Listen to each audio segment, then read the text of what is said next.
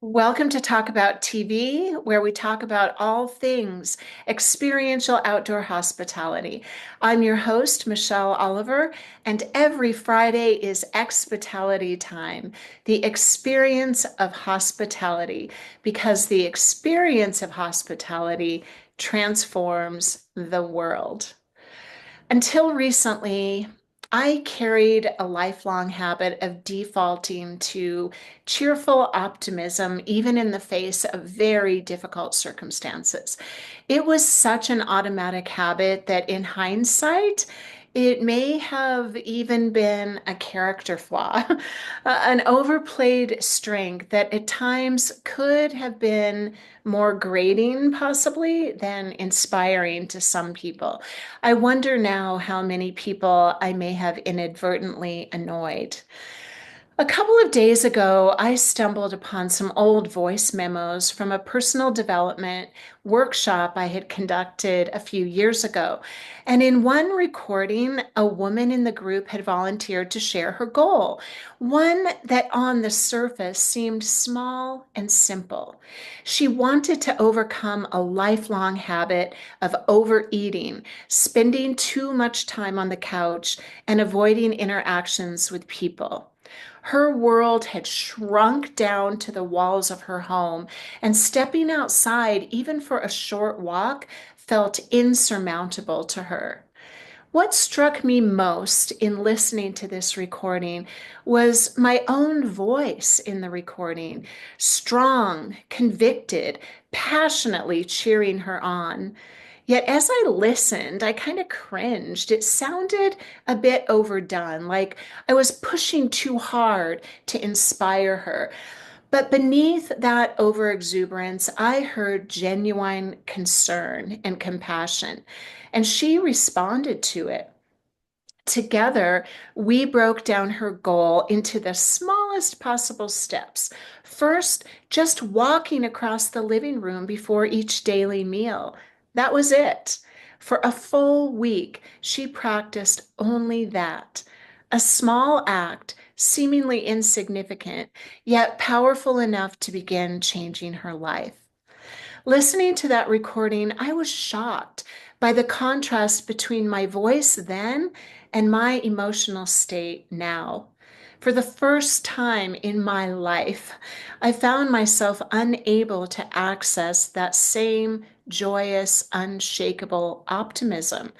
It's not that I've lacked the willpower to keep going. I simply haven't been capable of completing the habits of exercise, work, and social activities that have always been just an easy, natural part of my day. And I would do it with such enthusiasm and eagerness. I've just been experiencing a major broken heart and debilitating grief, and it's overcome my ambition, and the simplest tasks have felt overwhelming. I now understand on a visceral level what that woman had described: the weight of emotional inertia, the way even a short walk across the room can feel like an impossible journey. What seemed so trite and insignificant to me then, now I can relate to it. I have never felt so isolated and alone. My world has felt like a wilderness, and not the good kind, one I want to retreat from instead of explore. Out of nowhere, another memory surfaced as I was listening to these recordings, one I hadn't thought of in years. I remember I must have been about 8 or 9 years old, and I was at a summer church camp hiking with a group of people when somehow, and I don't know how it happened, but I became separated from the group.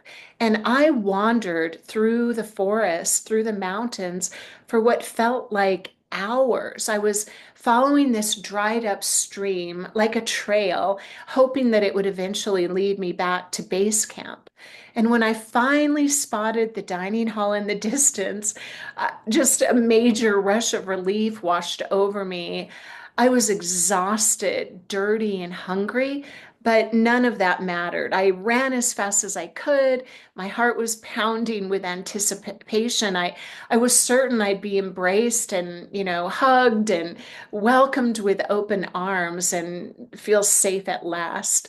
But when I burst through the doors, the chef greeted me with this sour expression. And he said to me, if you're not smart enough to stay with your group in the mountains, you certainly have no business eating before dinner. You can just wait like everyone else.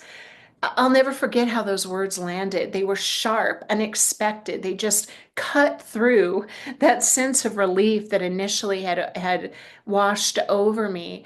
And I just stood there stunned. My excitement turned into a feeling of shame.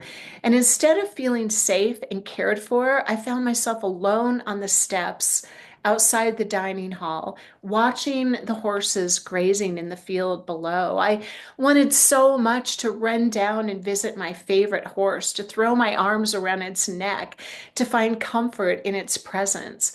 But I felt absolutely paralyzed, too embarrassed, too unworthy, and too small to move. That memory, for some reason, resurfaced as I listened to the old voice memo, recalling the woman from my workshop who'd once been too afraid to step outside. I remembered the day about a month later when she triumphantly shared with the group that not only had she finally left her house, but she walked 2 times around the park next to her house, and she sat down on this bench where she struck up a conversation with a gentleman who happened to be sitting there. And he told her that he walked in the park every afternoon and he invited her to join him. Oh my gosh. Our group just started cheering for her. That small act of courage, so seemingly simple, had shifted her entire world. And I saw myself in her, both as the child on those camp steps and as the mentor who had once helped others take their first steps forward in many different situations. And it reminded me of myself now. The thing it reminds me of most, it makes me value the most, though, is the immense power and the simplicity of hospitality. The way a single moment, one warm welcome, or one dismissive remark can shape a person's experience, their sense of belonging, and even their belief in themselves. Reflecting on this reminds me of something I've always believed about hospitality. It's one of the most important things in my life because of the power and the magic that it carries. We might think of hospitality as these really creative, grand gestures, beautiful spaces, luxurious touches, but often it's the simplest act. It's the smallest thing that can have the greatest impact. A warm greeting when you're checking someone in, a smile, a thoughtful gesture, the way a well-placed chair is like an invitation to someone who's just exhausted to sit and breathe and just be safe for a moment. Just as I once helped that woman take her first steps toward reclaiming her life, true hospitality does the same. It gently coaxes people out of their emotional fog, reminding them that they are seen, welcome, and supported. And sometimes all it takes is a single step towards something you want, but you need another human being to believe that you can take that step. True hospitality, like true kindness, is never about grandeur. It's about making someone feel seen, safe, and valued. And sometimes that's all it takes to help them take the next step. One thing I'm more certain about than ever, people are not inspired by what they know to be accurate, but by what they can believe is possible for them. I'd love to know when has someone made you feel that you could take the next step? When has someone made you think that something you want is possible for you? And what is a small step that has made a difference in your life when you are debilitated, when you're in grief, when you are heartbroken and utterly in despair? What is that one thing that someone has said to facilitate your step out into the pasture to go greet the horse? Thank you so much for listening today. I hope you have a beautiful weekend. And as always, do something to lift up someone else. And that truly tends to be the secret for me to feel better is to lift up another human being and connect. Ciao.